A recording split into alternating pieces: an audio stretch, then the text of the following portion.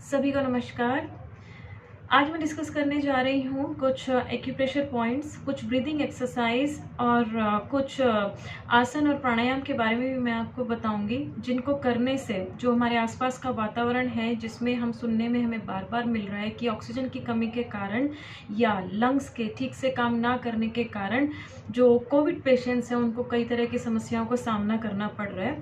तो अगर ये सारी चीज़ें, ये पॉइंट्स जो हैं, अगर एक पेशेंट ध्यान रखे, ये हमारे आसपास के लोग जिन्हें भी ज़रूरत है हम उन्हें बताएं, तो एक रिस्क वाली कंडीशन से हम लोग बच सकते हैं। तो उसमें जो सबसे पहला पॉइंट है वो है एक्यूप्रेशर पॉइंट, जिसको मैं डिस्कस करना चाहूँगी। इसमें सबसे पहली जो चीज़ है वो है आपका जो यहाँ से देखिएगा, एल्बो से लेके और जो आपके थंब तक का एरिया है, सबसे इजी चीज़ है, हो सकता है कई लोग को मालूम हो, ये आपको जो है रब करना है। ठीक है, यहाँ से लेके यहाँ तक दोनों हाथों में ये पॉइंट आपको रब करना है, इस तरह से देखिए। ठीक है, आप उसको ऊपर से नीचे, नीचे से ऊपर आपको ये करना है, दोनों हाथों में ये पॉइंट आपको करना है। ठीक है, आप ऐसे भी कर सकते हैं और आप इस तरह से भी कर सकते हैं। ठीक है, दोनों हाथों में करना है। ऐसा करने के बाद हो सकता है कि पेशेंट जो है 10 से 15 मिनट बाद ही जो है, हो सकता है नॉर्मल बैठ के, जो बहुत खींच के ऐसे सांस ले रहे हो हो सकता है थोड़ा थोड़ा नॉर्मल ब्रीदिंग लेने लग जाए। ठीक है, फर्स्ट थिंग। सेकेंड, जो आपके हाथ में आते हैं पॉइंट, अब हम उन पे ध्यान देंगे। वो क्या है? जो आपके दोनों फिंगर्स हैं, इनके सेंटर में देखिएगा, इनके सेंटर में ये वाले पॉइंट को आपने प्रेस करना है। ठीक है, या तो आप अपनी इस तरीके से आप ग्रिप बना सकते हैं और ऐसे आप थंब और फर्स्ट फिंगर, ठीक है, की हेल्प से आप ऐसे प्रेस कर सकते हैं दोनों हाथों में। सेम आपने करना है दोनों हाथों में, ये देखिए। ठीक है, इसके बाद ये वाला एरिया, ये ठीक है, यहाँ पर ये होता है आपका लंग्स का एरिया, इसको आप प्रेस करिए, मसाज करिए इस तरह से। ठीक है, दोनों हाथों में आपने ये करना है। आप प्रेस भी कर सकते हैं धीरे धीरे इस तरह से। ठीक है, ये आपने करना है। Second thing, okay. इसी तरीके से बैक साइड में आप आ जाए। ये होती है हमारे लंग्स की बैक साइड, ये हुआ फ्रंट, ये हुआ बैक। ठीक है, यहाँ पर आप सेम करिए, इस तरीके से धीरे धीरे प्रेस करिए ये चीज़ ऐसे। ठीक है, और सेम हेयर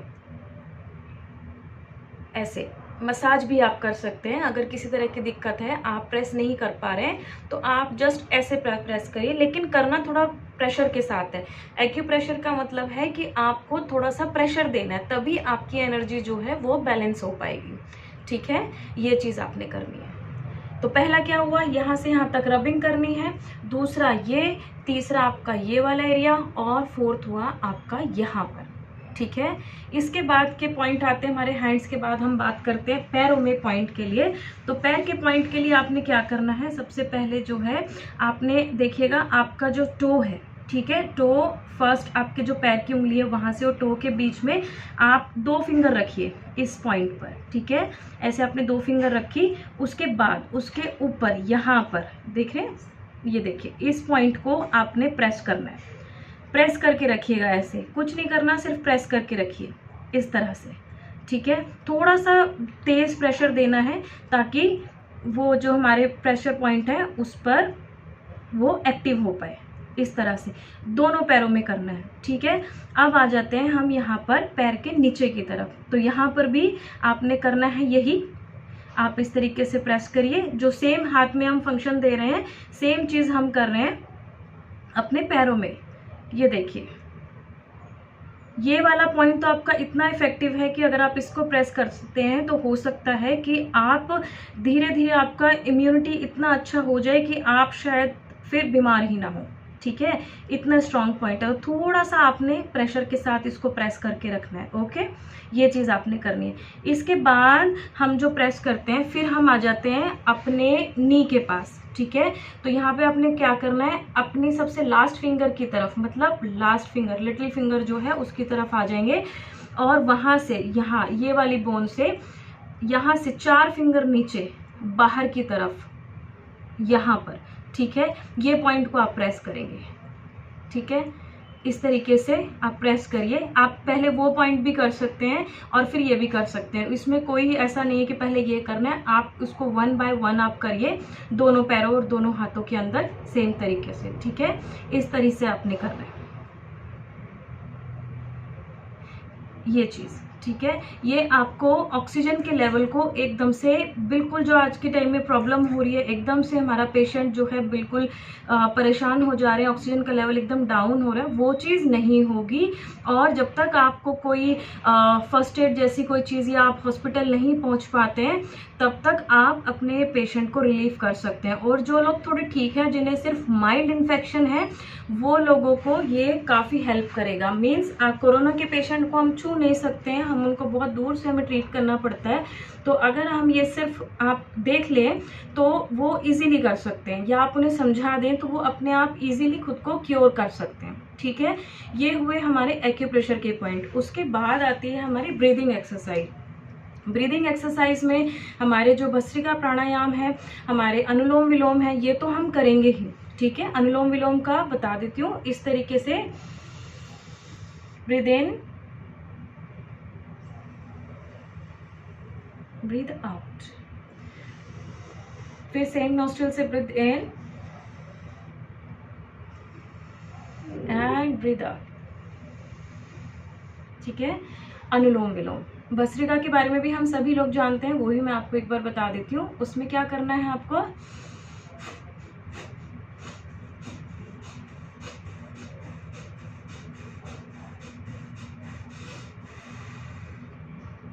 ठीक है, इस तरीके से आपने इसमें करना है। अब जो ब्रीदिंग एक्सरसाइज है वो मैं आपको बताती हूँ। प्राणायाम तो हम सभी लोग जान रहे हैं अभी करना, उसके बारे में हम आगे चलते हैं। ब्रीदिंग एक्सरसाइज है आपकी जो फर्स्ट है, वो आप करेंगे इनहेल और एक्सेल करेंगे मुंह से। छोटा सा पाउट बना के आप अपने मुंह से एक्सेल करेंगे।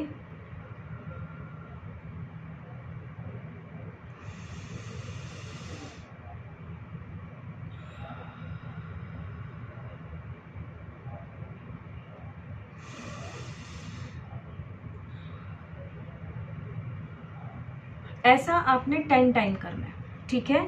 ये एक्सरसाइज हमने 10 टाइम करनी है।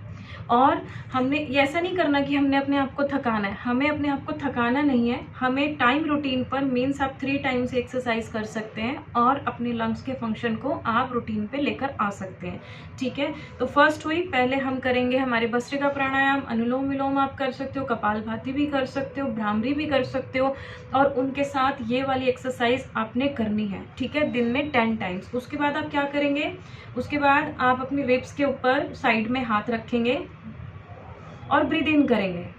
तो ब्रीद इन कैसे करनी है, आपने महसूस करना है ब्रीद इन कैसे हो रही है। पहले inhale, chest, abdomen, ribs,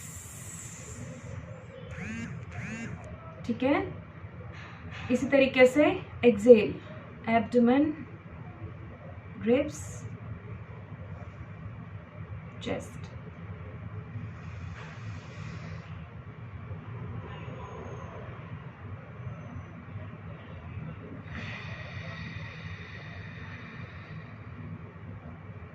inhale, chest तक ब्रीथ आएगी, ribs, abdomen and exhale 10 times again, ठीक है। ये आपने करना है। थर्ड, एब्डोमेन पे आप अपना हाथ रखेंगे, चेस्ट पे हाथ रखेंगे, ठीक है। और आपको ब्रीदिंग लेनी है एब्डोमेन तक, ठीक है। आपके बेली तक आपको ब्रीद होनी चाहिए, और उसको ही लेने के लिए हमने ये हाथ रखा है यहाँ पर, ठीक है।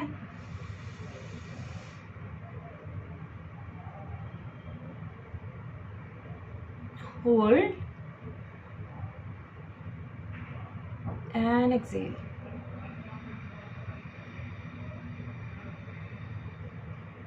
अगेन,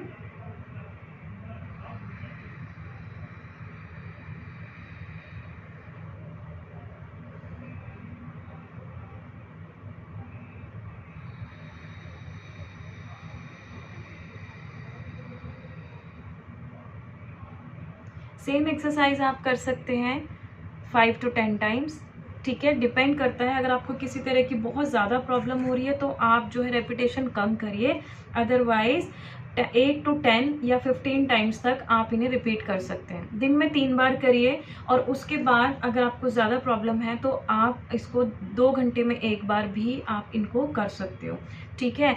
इसके अलावा बहुत इजी कुछ आसन है वो आप कर सकते हो, जिसमें जिन भी आसनाज में आपका जो है आपका चेस्ट एरिया ब्रॉड होता हो, आपके लंग्स के फंक्शन उसमें आते हो, जैसे कि आपका भुजंगासन है, धनुरासन है, ये आप कर सकते हो, मत्स्येंद्र आसन है, ये आप कर सकते हैं। तो इजीली, आपको कोई ऐसा नहीं है कि आपको प्रॉपर उसमें परफेक्शन के साथ ही करना है, लेकिन आप उसमें अपनी होल्डिंग पर आप समय दीजिएगा। आप जितनी देर आप होल्ड कर सकते हो, अभी ऐसा कुछ नहीं कि आपको इतनी देर करना है, 10 सेकंड 15 सेकंड। हाँ, जो पेशेंट है, जो सीरियस है, जिन्हें दिक्कत है, वो तो ऑफ कोर्स कम टाइम में ही करेंगे, लेकिन इसके अलावा जो हम अपनी डेली प्रैक्टिशनर हैं, हम लोग अगर करना चाहें अपने घर में रेगुलर एक्सरसाइज के मोड पर, तो आप जो है वो आप अपने टाइमिंग को बढ़ाइए, अपनी होल्डिंग को आप बढ़ाइएगा, तो उसमें आपको बेनिफिट मिलेगा, आपकी इम्यूनिटी स्ट्रांग होगी और आपके लंग्स के फंक्शन जो है, आपका रेस्पिरेटरी सिस्टम जो है वो ठीक से काम करेगा। साथ ही साथ इस टाइम में अगर आप और अच्छे से अपनी सेहत का ध्यान रखना चाहते हैं तो दिन में कम से कम 1 बार आप स्टीम ले सकते हैं। और स्टीम जो आपने लेनी है वो आपने लेनी है, आप पहले एक कम से कम 4 से 5 लीटर पानी आप ले लीजिए, और उस पानी के अंदर आप कुछ लहसुन हो सकते हैं, लहसुन की कुछ कलियां होती हैं, कम से कम 8 से 10-12 कलियां आप ले लीजिए, उसको अच्छे से पीस लीजिए और वो पानी में डाल दीजिए, और कुछ लगभग आधा चम्मच से थोड़ा कम आप उसमें दालचीनी डाल सकते हैं, और ये दोनों को अच्छे से आप डाल के उबाल लीजिए, ठीक है। और उबाल के उसमें जब आप उससे नीचे उतारें तो उसमें जब आप स्टीम लेने लगे तो उससे पहले आप उसमें थोड़ा नमक मिला लीजिए, ठीक है। तो नमक, दालचीनी और लहसुन से रिलेटेड जो है ये आपका एक स्टीम वाटर तैयार होगा, और इसमें कम से कम 1 मिनट से लेके 3 से 4 मिनट तक आप इस वाटर की जो है आप स्टीम लीजिए। आपका ऑक्सीजन लेवल बिल्कुल भी कम नहीं होगा, और ये लगभग 90 से लेके आपका 100 तक में भी रहेगा ऑलमोस्ट, ठीक है। तो आप ये सारी चीज़ कीजिए, आप एक्यूप्रेशर पॉइंट की हेल्प लीजिए, आप व्यायाम की हेल्प लीजिए, आप स्टीम लीजिए, और इसके साथ साथ जितना हो सके आप नेगेटिव थॉट्स, नेगेटिव वाइब से दूर रहिए, और जितना भी अगर होता है प्लीजिंग एनवायरनमेंट में हैप्पीनेस के साथ, स्माइल के साथ अपना दिन स्पेंड करिए, ठीक है। तो यही चीज़ है, अगर आपको लगता है ये इन्फॉर्मेशन हेल्पफुल है या किसी को इसकी ज़रूरत है तो प्लीज़ आप आगे उनको फॉरवर्ड कीजिए। अपने घर में अगर किसी को ज़रूरत है तो उनको ये दिखा के आप करवा भी सकते हैं।